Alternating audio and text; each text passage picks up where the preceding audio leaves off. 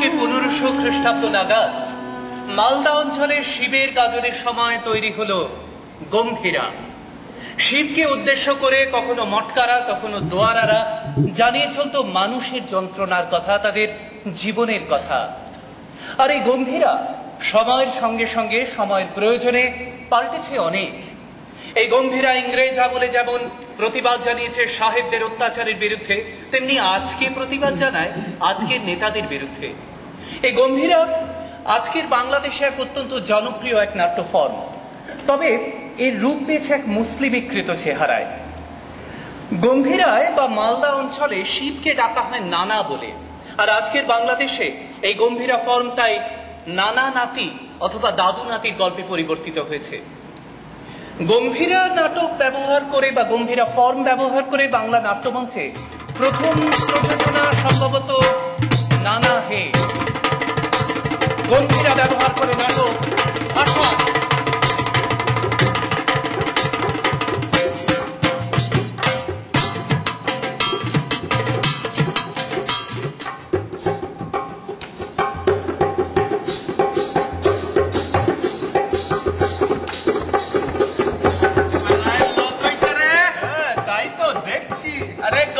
শুনতে এত লোক জড়ো হবে না, কতদিন পরে হচ্ছে বলো তো।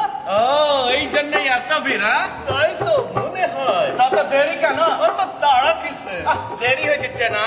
কারণ আছে, কারণ আছে। কি কারণ? ওই কলকাতা থেকে লোকজনেরা সব এসেছে না, পুরো আমাদের সাথে নাটক করবে। সে তো ভালো কথা। এখন মেকআপ করছে, সাজা গোজা হলে তারপরে নাটক আরম্ভ হবে। ততক্ষণ সবাইকে হাঁ করে বসে থাকবে নাকি? আরে না না, তা কেন? তবে ডাক নানাকে। নানাকে কেন? নানাকে ডাকে কি হবে? গম্ভীরা গান আর নানাকে ডাকবে না? দেখি আর কি হবে। গম্ভীরা গানের দিন তো শেষ হতে চললো। শেষ শেষ কোথায়? আজ কেমন মেলা ভিড় হয়েছে দেখেছিস? ভিড় ভিড় আছে? আরে ভালো করে সুধায় কেন এসেছে? কেন আবার তোমার আমার নানার গান শুনতে? আরে ঠিক করে জিজ্ঞেস কর, বল আজকের গানে কোনো খেমটা পিটি ছেলের লাজ নেই? কি যে বলো। আরে ঠিকই বলেছিল সালা, ভালো করে জিজ্ঞেস কর। আজকাল তো ফাংশন পার্টিরা আসলে সবাই জিজ্ঞেস করে লাজ থাকবে তো? পিটি ছেলের লাজ থাকলে পয়সা বেশি দেয়, খাতির বেশি করে। আজকাল যে সবাই চায় লাজ, বায়োস্কোপে ল্যাংটা লাজ। ল্যাংটা লাজ তো আমরাও ল্যাংটা, আমরা শিবের গান গাই। আরে ও তো ল্যাংটা, শ্মশানে মশানে ছাই মেঘে ঘরে। ল্যাংটা লাজ যদি দেখবে তো আমাদের লাজ কেন দেখবে না? আরে নাচো নাচো নাচো নাচো, তোমার লাজ আর আমরা করবো না। আরে কি এত ডাকাডাকি কেন? কেন আবার? যে কারণে তোমার সবসময় ডাকি। আরে আমাকে তো নানা কারণে নানা লোকে ডাকে, তোমাদের কিসের দরকার? তোমাকে আমরা গান শোনাবো। কি সব নাচ বলে গান শোনাবে? আমার কি আর খেয়ে কাজ নেই? গান শুনবো? একদম কি হচ্ছে? আরে ঠিকই বলেছি নানা, তুমি আজকাল বড় দূরের হয়ে গেছে। না তা না, আসলে কাজের চাপ বেড়েছে। রাজ্যে রাজ্যে অন্তর্বর্তী নির্বাচন, বিদেশে কূটনৈতিক সফর, খরা, বন্যা, আন্তরিক রোগ। থাক থাক নানা থাক, কাজের ফিরিস্তি দিয়ে আর কি করবে বলো? তুমি ব্যস্ত সেটা বুঝেছি। ইলেকশনের পর সেই যে কেটে পড়া ডেড নেলা রে মুখ না, তাই যত দিন যাচ্ছে তোমার গান বন্ধ হয়ে যাচ্ছে। তবে শুরু করা যাক।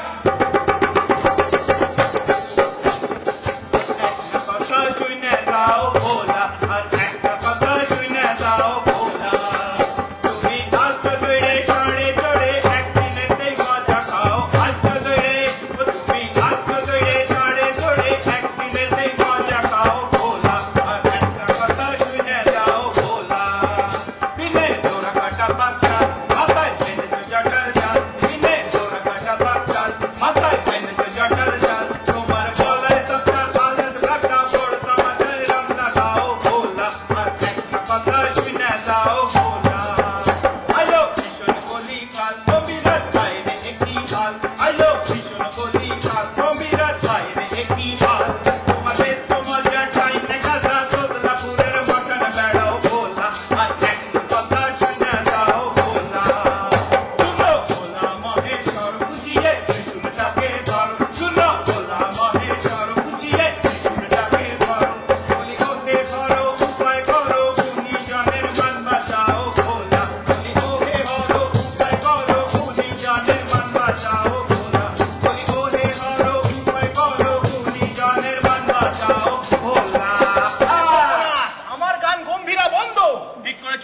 গান আর গাইবো না।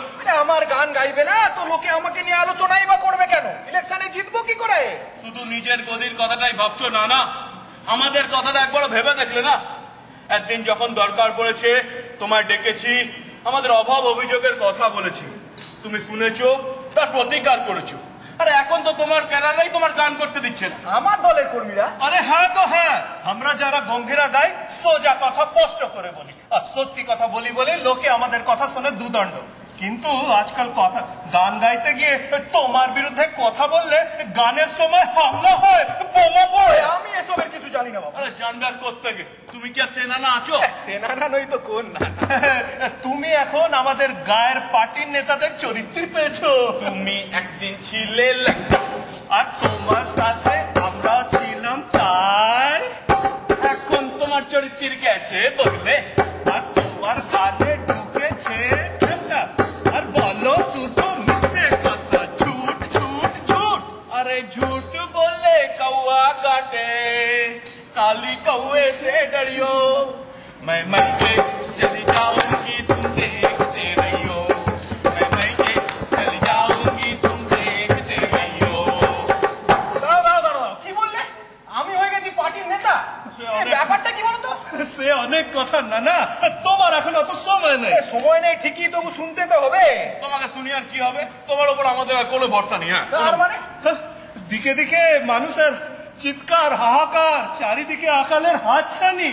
তার মধ্যে মানুষ দুটো কথা বলতে চাইছে, গান গাইতে চাইছে, সত্যি কথা সবাই কইবারে চাইছে, সেখানে আমাদের মতো ন্যাংটা মুখা মানুষ তলিয়ে যাচ্ছে।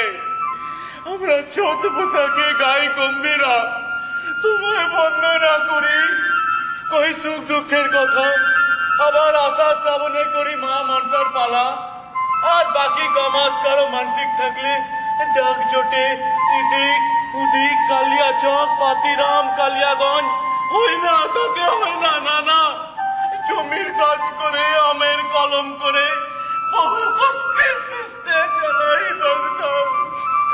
আর সেখানে তারা পার্টির নেতাদের গুণজন বেহুলার মতো বেঁচে যায় সংসার। বেহুলার মতো? হ্যাঁ গো, হ্যাঁ, বেহুলার মতো।